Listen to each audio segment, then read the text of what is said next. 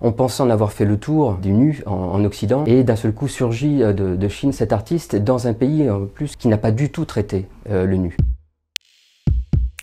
Même si Jane Hang a été censurée pour suspicion de sexe, la sexualité et même l'érotisme sont vraiment en arrière-plan. C'est la force graphique qui s'impose, c'est les motifs, c'est le jeu avec les couleurs.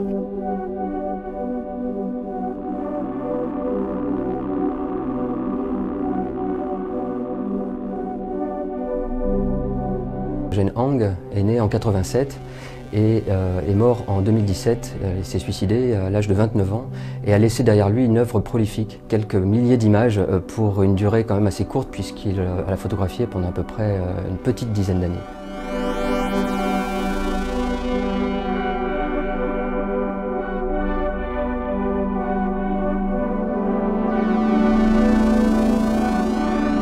Même si les clichés sont extrêmement bien construits, très composés, les mises en scène obéissaient plus à un ordre performatique qu'à une construction vraiment faite en amont. Il avait juste son Minolta analogique, avec pellicule qui se rembobinait automatiquement, avec flash intégré. Il n'avait pas d'équipe lumière, c'était les modèles elles-mêmes qui se maquillaient. Il était seul aux commandes. Terry Richardson, Jane Hang le citait comme un des artistes qu'il appréciait. Le côté frontal de ces images, l'utilisation d'un flash avec des fonds blancs qu'on retrouve dans certaines des images de Jane Hang, mais sinon Jane Hang ne se réclamait d'aucune influence.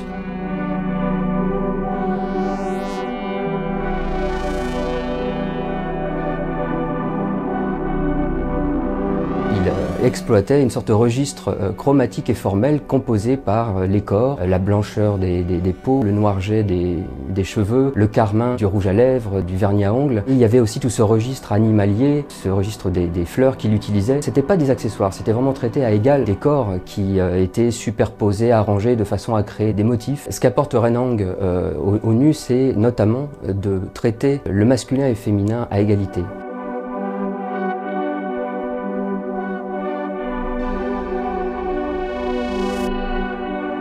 Historiquement, c'est vraiment quelque chose qui a échappé à la Chine, contrairement à l'Occident, où nous on a l'héritage grec avec l'intérêt pour l'anatomie. Jane Hang ne voulait pas choquer la censure pour la choquer. Cette liberté-là, il la revendiquait comme un étendard sans pour autant se dire engagé politiquement contre la censure ou pour la liberté d'expression.